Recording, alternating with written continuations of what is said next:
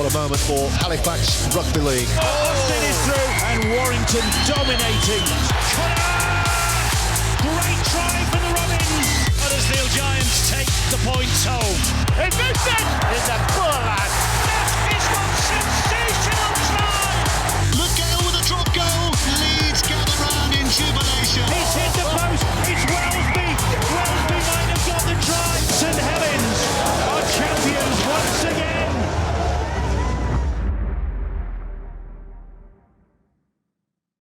Hello and welcome. We've got a very special show. It's for Chief Executive of the RFL, Ralph Rimmer. It's been another challenging year, but it's been an outstanding season of Rugby League. The Leeds Rhinos complete the treble. They are the Betfred Wheelchair Super League Grand Final winners.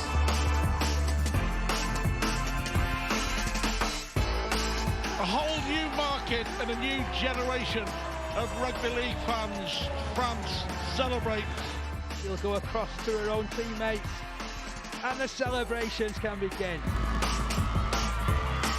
Here she goes, Jodie Cunningham! Lifts that trophy for St Helens! The Leeds Rhinos, they've done it again. Back-to-back Wheelchair Challenge Cup final winners. Challenge Cup winners, St Helens! 3 in a row for Saints. The three-peat is achieved. An 8th grand final win for the Red Bee.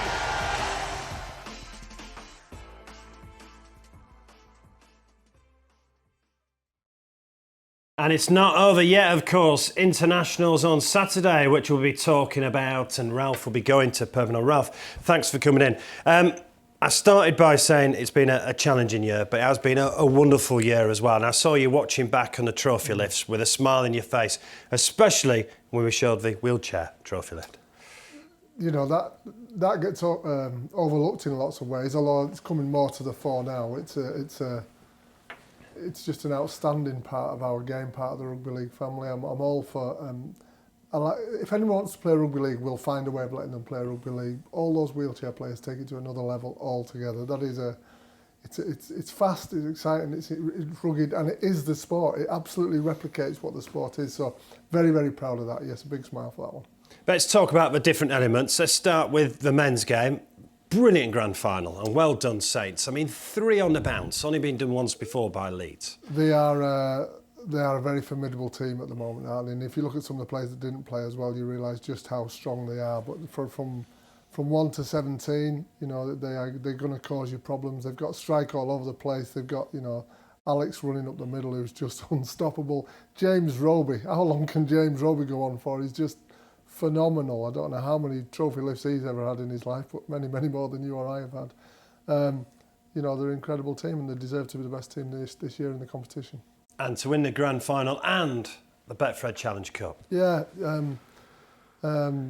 we've been treated to 2 great, amazing finales to those competitions. I thought they both did the game a great deal of justice. I thought what was put around them did on the day as well. They were both great occasions. What they represent is an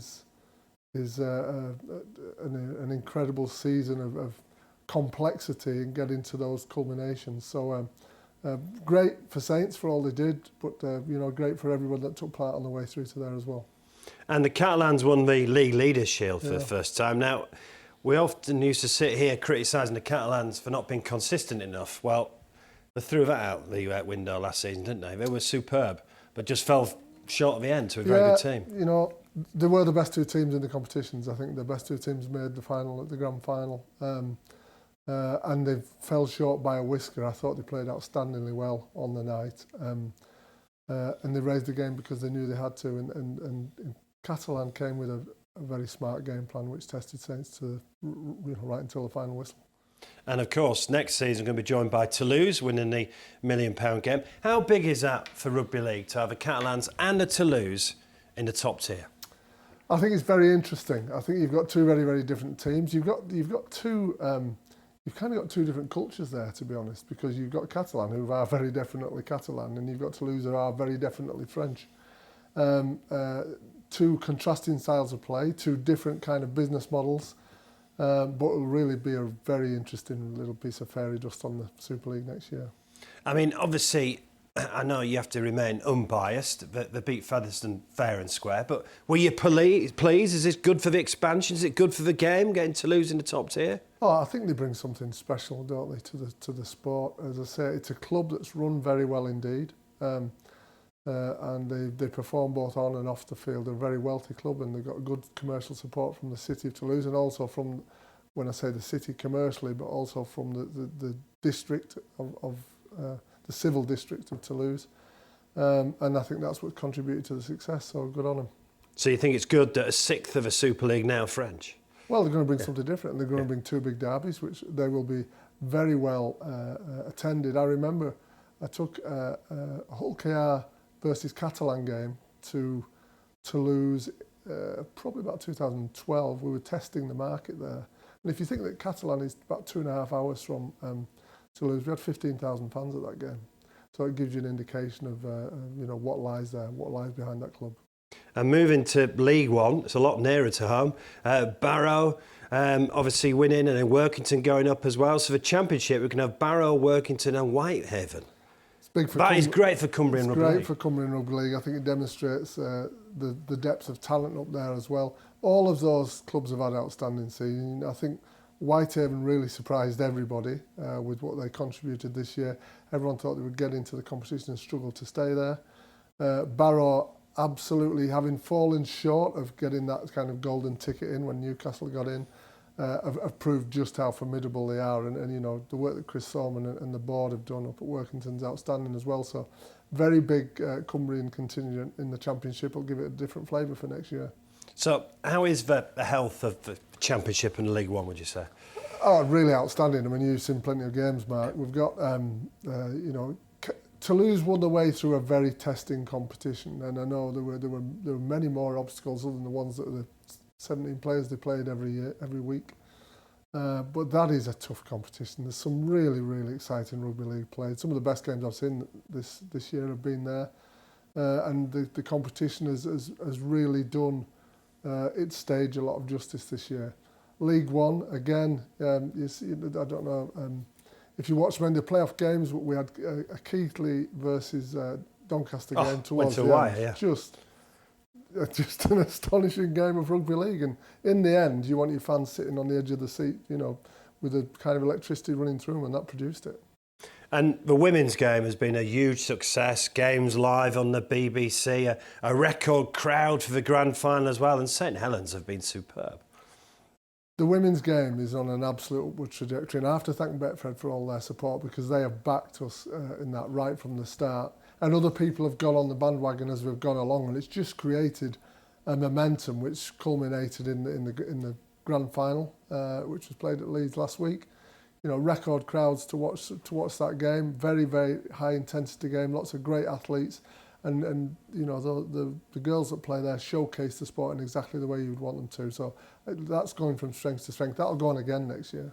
Well, I've got a daughter. I mean, they've got role models, haven't they? Look at Jodie Cunningham. Well, I saw a great tweet. I think it was last week. Whereas it was from St Helens Club saying it's fantastic to be selling so many Cunningham shirts again, which which is a fantastic tribute to Jodie.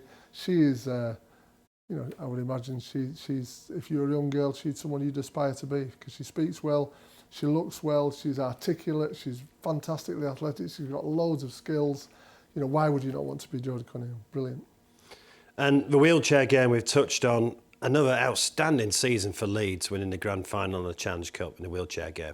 Yeah, big games again. We've got the Argonauts in there, we've got Halifax as always, but Leeds have had a very big year. James Simpson, obviously, right in the thick of it as usual, and one of the World Cup ambassadors. But there's a lot goes into the performance of the teams you're talking about, the women's team and the men's and the wheelchair, and those teams that have been identified through this kind of walkthrough are the most professional in many ways, and it's just a great sport to watch. And obviously it's just great to get this back, because obviously we had a huge gap in the women's game, didn't we? Yeah. Interesting fact on the women's game. 2018 We set up the England Performance Unit, and Kevin and I at the time, because Kevin was our director of football, we decided we were going to bring alongside the men's team that were already in it, we were going to bring the women's team and the wheelchair team. I think that's driven standards really, really dramatically, and what we see now is the culmination of a lot of years of work and dedication that brings us to a point where all of those athletes are just outstanding. How tough for you have the last 18 months been? Hugely tough. Well, I wouldn't say for me personally, because I think whatever I battle against is minimal compared to many of the athletes and the administrators and all the support staff around teams and the fans and the commercial partners as well. This period of our rugby league life, I think, as it has everybody else, tested the sport more than any other, but more so with us in that it's brought us together closer than any other as well. I think all of those people have contributed to all the showcases you just demonstrated.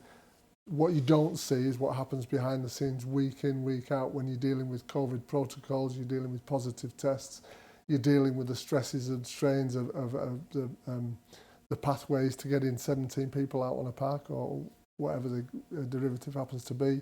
And that is stressful Monday, Tuesday, Wednesday, Thursday, Friday until they walk out on the park, and then it starts again straight afterwards. So it's been hugely stressful. We have to make, as a governing body, we have to make hard decisions fast, which don't please people much of the time.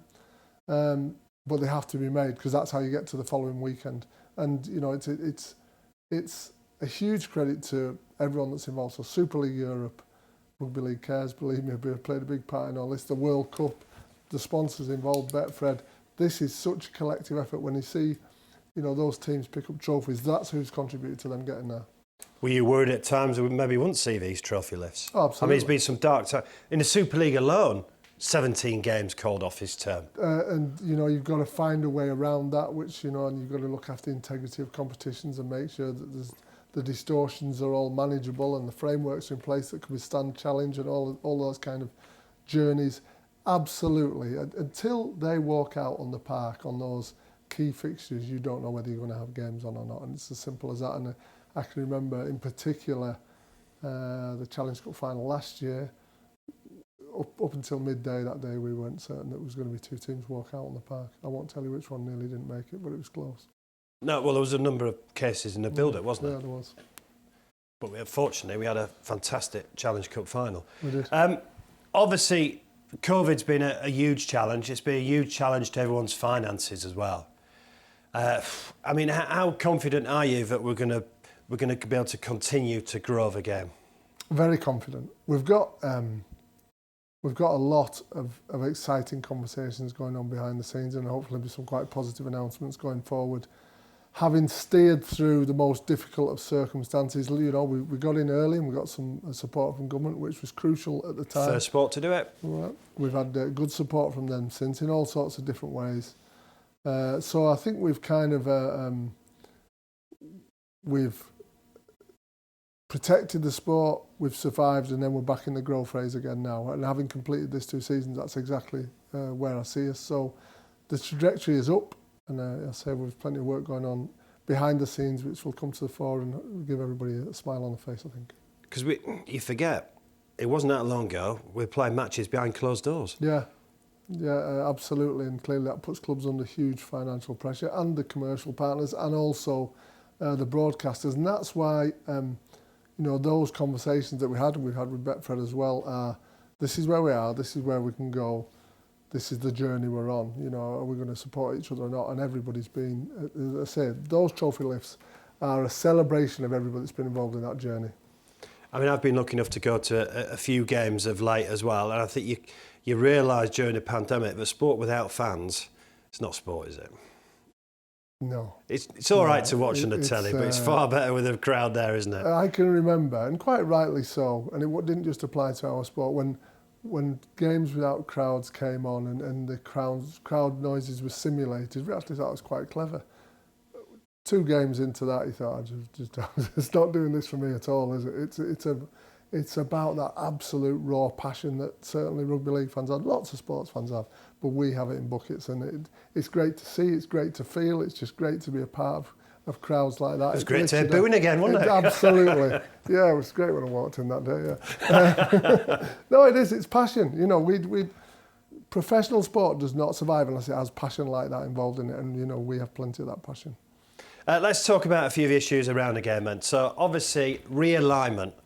When do you think there might be some news that the Super League and the RFL get back together? Well, as I say, we've got lots of discussions going on behind the scenes. I'm really grateful for all the support my Super League colleagues are showing in that. There's certainly intent. There is an intent to bring to realign the sport, and, you know, watch this space. When do you think it might happen by? You know, we'd like to have some positive announcements towards Christmas, I would say, but let's get there. And then there's a lot to discuss, isn't there? I mean, there's all sorts of rumours about structures for 2023. There's certainly going to be a lot to discuss. There's a massive amount to discuss, and, you know, you kind of get away from the nuts and bolts of all this. It's there's a will to put this game in the right space, and I say I'm very, very grateful to my Super League colleagues for that, and I think we've got enough momentum to put us in a winning place. So hopefully a positive announcement by Christmas. Ideally that would be the case, yes. Okay. How big a blow was the World Cup? Oh, it was a big blow. You know, a huge disappointment. We build up for, I think John Dutton was recruited 6 years ago. So his journey's been 6 years, and that's how long that ball has been rolling. So they won the bid, they came through, the selection processes all took place, and clearly nobody could see a pandemic coming through. But nevertheless, you know, we still had very high hopes that it was going to be delivered at the end of 2021. The World Cup delivers things that the rest of our sport can't deliver. And that, I mean that in all three of our competitions that would have played. It delivers a colour, a vibrancy, a clash of cultures in a good way, a clash of cultures that nothing else does. And it brings front page news, not back page news. If that's probably the best analogy I can get. So we were very excited about that. Having said that, just like, you know, the players do every week, you pick yourself up off the floor, you dust yourself off and you go again. And I know that John and his team have refocused. I know there's plenty of support from across the globe on making it a fantastic tournament next year, and I'm really excited about it. Because you didn't get a lot of notice, did you, from down under, what we were going to do? No, we didn't get a lot of notice, but it doesn't matter. So we've picked ourselves up. I speak to my counterparts down there on a weekly basis. I think I'm on twice. I'm on tomorrow and the day after. So it's not like we drifted apart in that sense. You know, we didn't get to where we wanted to get to in the end, but we're now just focusing on 22. So have bridges been made now? Absolutely, yeah, absolutely. And how confident are you about the World Cup next year? I'm very confident. Yeah, I'm very confident about the staging of it. I think we will be. I think the country will be in a better place health-wise. I'm very confident about how we'll perform in those 3 World Cups. You know, the men's team. Shaun Wane's done a huge amount of work this year and last, actually, individually with his players on their preparation. I don't think we've ever been better prepared, strangely enough, by him taking advantage of a certain set of circumstances, something which he's had to adapt to, because he certainly had to learn new skills to do what he wanted to do. I think the women's team are leaps and bounds away from where they were, and I realised I didn't answer your question earlier. From the women's perspective, the game was closed down in 2020 with the pandemic. We have stayed in touch with our players, our playing constituencies. We've used people like Jodie as ambassadors for the sport. We've got lots of content out. By the time we reopened the sport again 18 months later, there was a 70% uplift in the registered teams for the women's game. That's with no activity at all, and that kind of lies underneath that women's trajectory that we spoke of. Their preparation, they've never prepared like this for a World Cup ever.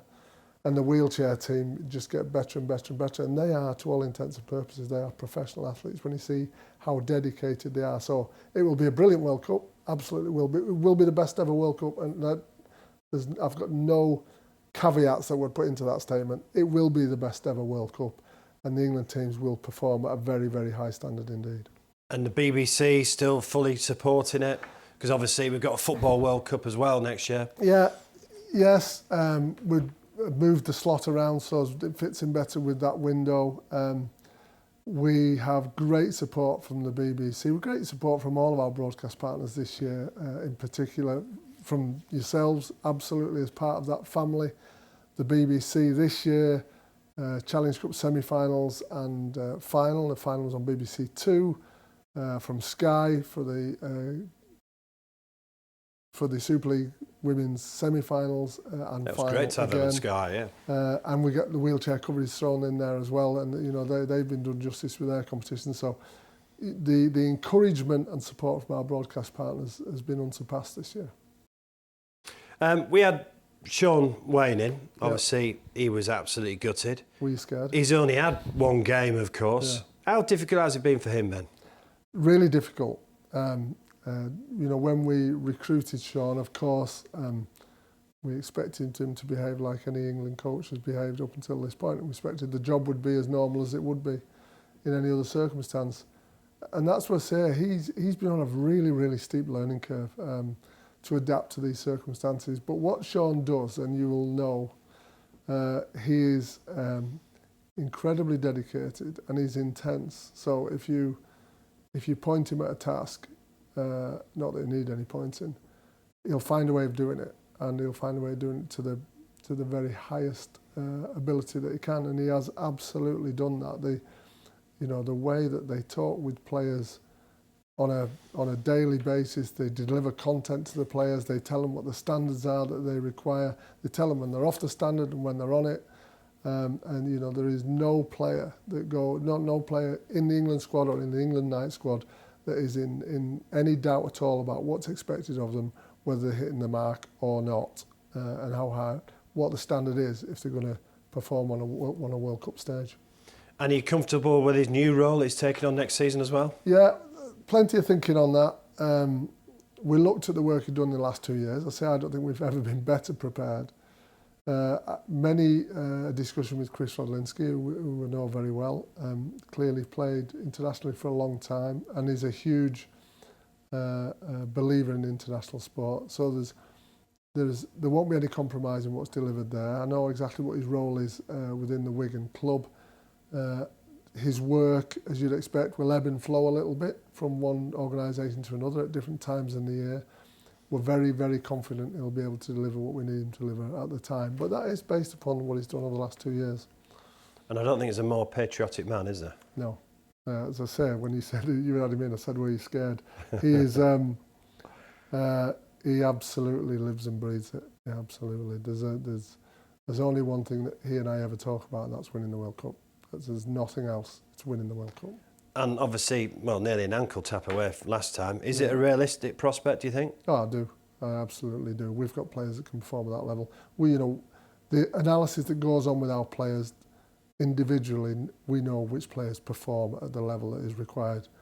And it's not about, it's not about team analysis when it comes to their club analysis. It's just looking at every single player, every single action they take on a field. There is no place to hide at all, and we can compare that with the stats and analysis of the players we know they'll be playing against, so we know they're up there. We know they're absolutely where they need to be. We just keep having to work at that.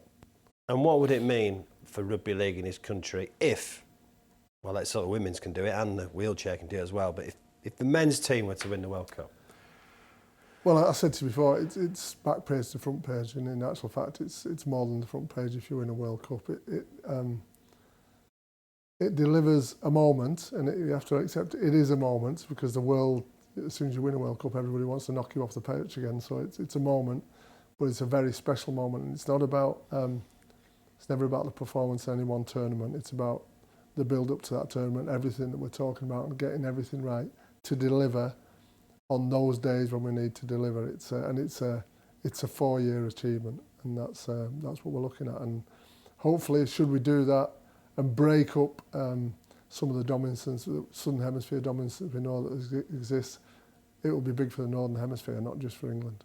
And how important are these internationals this weekend? Yeah, big for many reasons. I think they're big for France, and that's good for us. They are. I'm involved in a committee that's attempting to bring the next World Cup to France in 2025,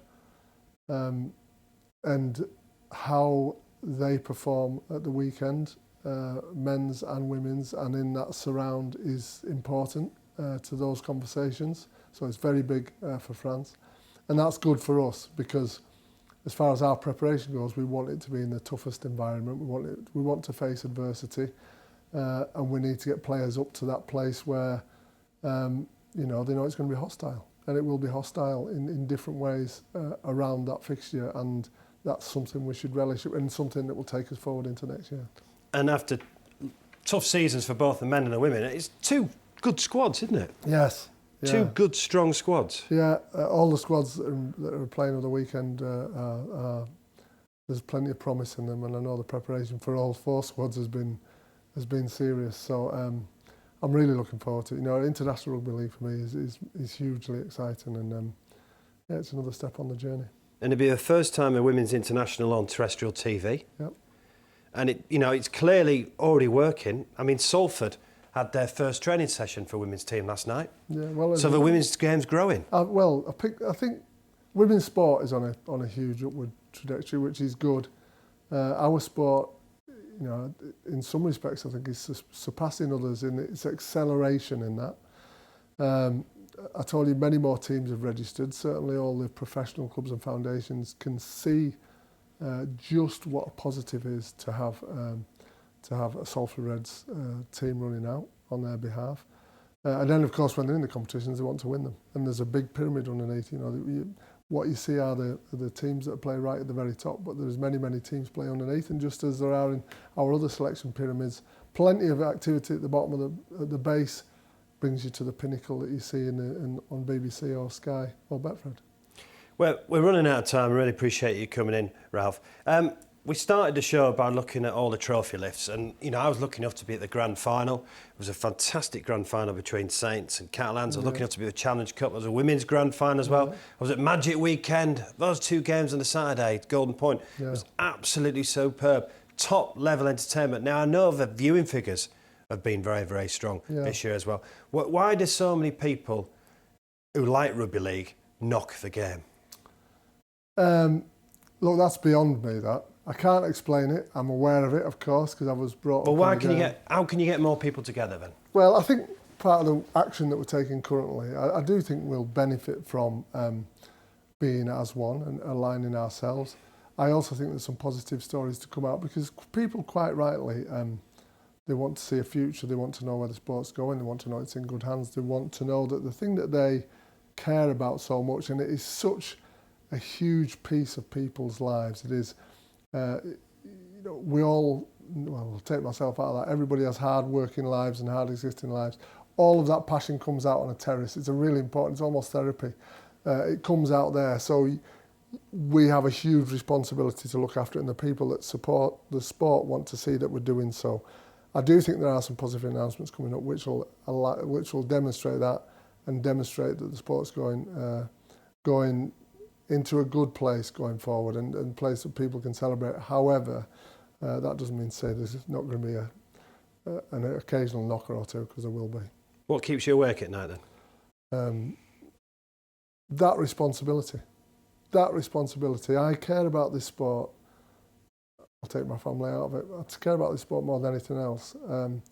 I know it, I understand the people within it, I know what it can give. I know the benefits it can give to some of the communities that exist within, and having influence on its future is something that keeps me awake at night and always will do. But I would much rather be in the middle having a crack than stood on the sideline chucking rocks in.